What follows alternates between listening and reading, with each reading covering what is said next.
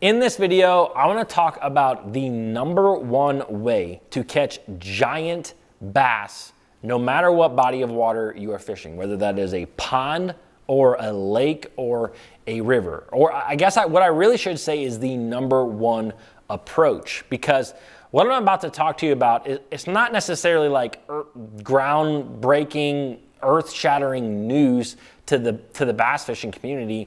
It is something that a lot of us anglers know, but it's not always something that we are intentional about when it comes to actually fishing. And if you look at some of the best anglers in the world and why they are so good, it's because they are intentional about certain things. Now, what I'm specifically talking about in this video, what I think is the #1 approach to catching the biggest bass that live in your body of water, is stealth.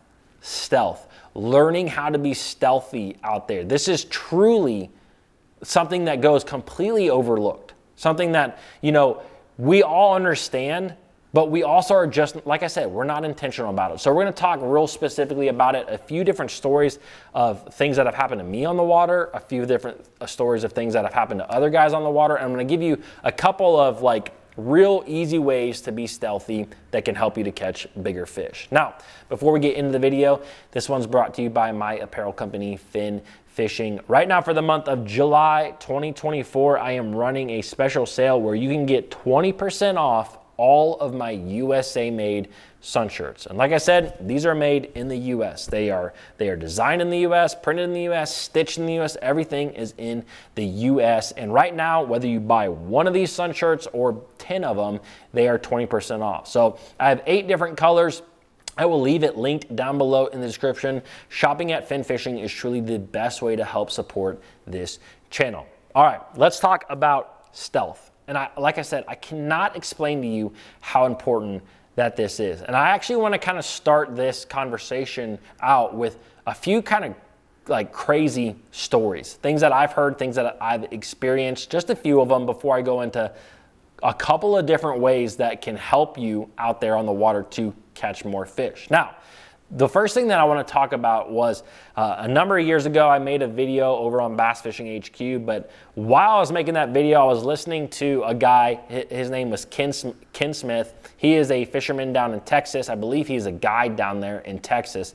And he does a lot of interesting videos on different studies. Like I've heard him talk about different studies that he has heard about. And if you guys know me, I love the different studies on bass behavior and things like that. Now, he was talking specifically about one time out there on the water, he met up with these guys who were getting ready to go out and they were getting ready to track a single big fish. Now, I can't remember exactly how big this fish was. I know that it was a double-digit fish. It was like between 10 and 14 pounds. It was one of the biggest bass that they ever tagged, and they were getting ready to go find this specific fish. Now, the crazy thing about this story, and I am completely paraphrasing it from what I heard, is that when they went out to go and find it, the scientists, the researchers that were out there said that there was only one way to really get close enough to this fish. And what they did was they knew from like prior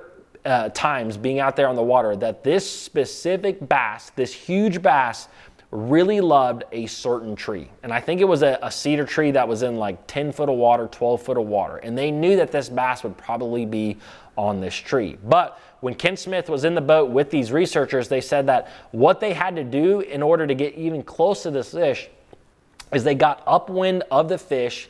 They turned off all their electronics. They didn't put a trolling motor or anything in the water.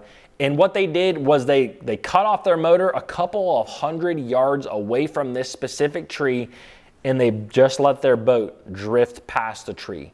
Very silently, very stealthy. Now, Ken said that they got so close to this tree that he could have easily just made a very small pitch to the tree, for example, with a jig or another bait of some sort. And would he have caught that fish? Who knows? But anyways, they got that close to this fish. Now, as soon as they did that, the researchers were like, hey, watch this. So what they did was they got like 100 yards away from this fish, And what they did, they put the trolling motor in the water, and they were using like a radio transmitter to track where this fish was so that they could tell exactly where it was, because it had a radio tag. They were using a little, I forget the name of it, to actually see and hear exactly where this fish was.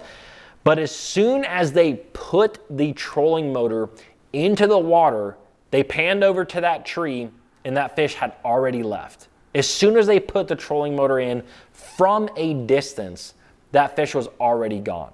And so that fish that knew that something was up. I mean, if you think about a big fish, a 10, a 12, a 14-pound fish, a very old fish, it has gone through a lot of things in its life. It has seen, it has heard a lot of things in its life. And this specific fish knew, probably from classical conditioning, that when it hears this specific noise of a trolling motor entering the water, that, hey, it's time to get out of here. And guess what? You are never going to catch a big bass if it's not where you're casting.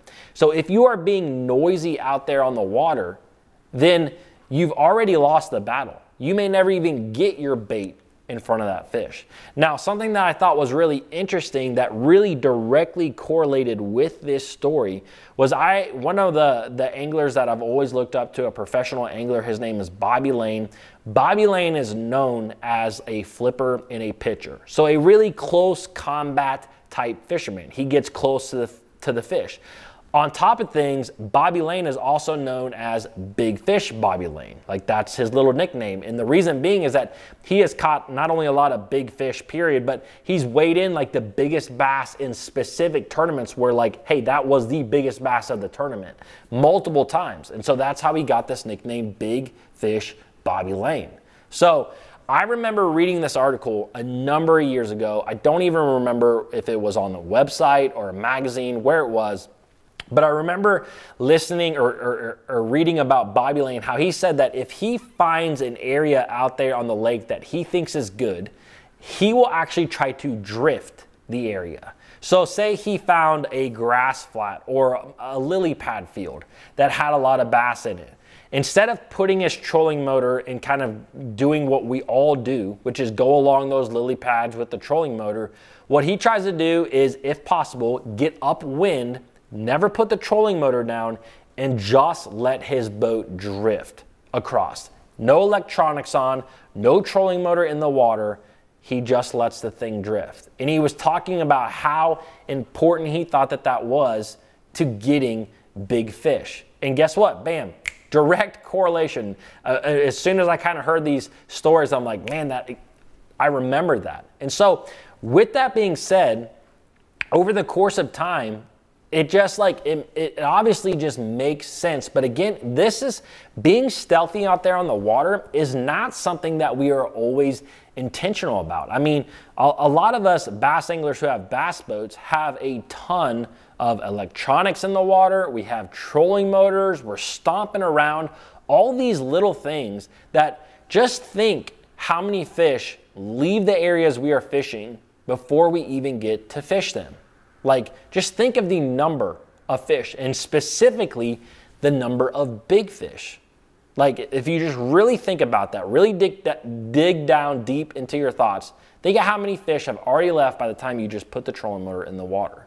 So with that being said, what are some things that we can do? Because there are situations where we're out there on the water where we have to put the trolling motor in the water. It's a must. Now, one thing that I have learned, and this has come from, actually, I'll tell you the reason behind it, but I like to put my trolling motor, when I can, on a constant speed. I think that this is vitally important to catching more fish.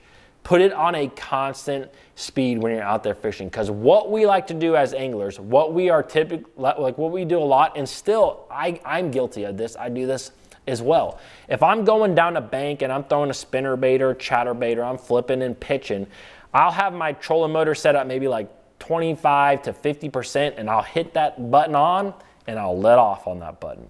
And then I fish around and I hit that button on and I let off on that button. And you constantly do that. Now, if you have ever been in a really clear body of water, like I've done this before up in the northern part of the country or even down south in some clear body water. I remember, for example, a number of years ago, I was looking for beds down in Florida, and I had my trolling motor on high. I had it on high, and I was plowing through these weeds, absolutely plowing through. But because I simply never let off or never put on, it was always constant. It was a constant speed. When I was going through those grass, I almost hit like 10 carp. And I actually got really close to a lot of bass, even though I'm plowing through reeds.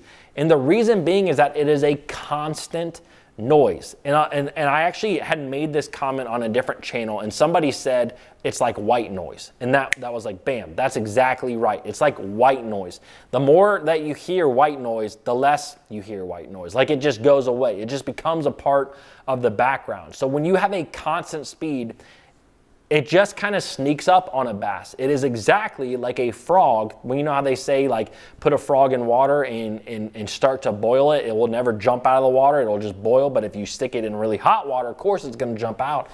This is the exact same concept, where if you have something that is a constant, a gradual, you know, for the frog, it's a gradual rise in water temp. For the fish, it is a constant speed getting closer to them. Constant speeds, those fish aren't going to move as much, right? This is truly a way that can help you to catch more fish. If you're going down the bank, put your trolling motor on constant speed and just set it and kind of forget it. You know, if you can. Well, you're going to obviously have to steer. So what I like to do is put it at kind of a slow, medium pace, put at a constant speed. I usually keep my foot on the trolling motor to kind of help me maneuver back and forth. And I try to just keep moving. Keep going. Don't let off, because I think that is going to help me to catch a lot more fish. Now, obviously, if I catch a fish, I'm probably going to turn it off, because I'm going to a lot of times put my raptors down. Because I do think if putting your raptors down, getting into an area, you can really milk maybe a small brush pile or lay down or dock, really for all it's worth. But again, you need to be sneaky. Now, another thing that we can do, kind of like I talked about, simply turn off your electronics. This is going to help eliminate a lot of that pinging. You know, if you do not need your electronics for something, turn them off.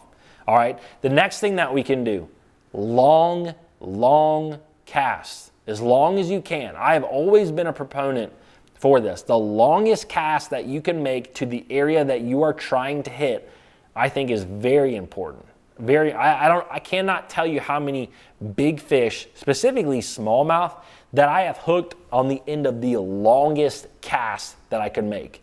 You know, like an absolute bomb out there and a fish hits it. And so long casts are very, very important. No electronics, very important. Constant speed is very, very important. There's obviously a few other things that you can do. These are all kind of boat related. Another thing is, if you are a bank fisherman, don't be stomping around on the bank. The bass can absolutely feel those vibrations. Like I grew up, fortunately, with a pond in my backyard. I would always catch a ton of fish around this one bush, but I had to tiptoe around this bush to the other side where it seemed like the fish was always sitting right there. But I had to tiptoe or that fish would scurry off. So stealth, just remind, again, this is more of a reminder video, but again, just be intentional about it. I think it will help you to catch more big fish. All right, guys, hope you enjoyed this video. Don't forget to check out the fin fishing gear, and I will see you tomorrow.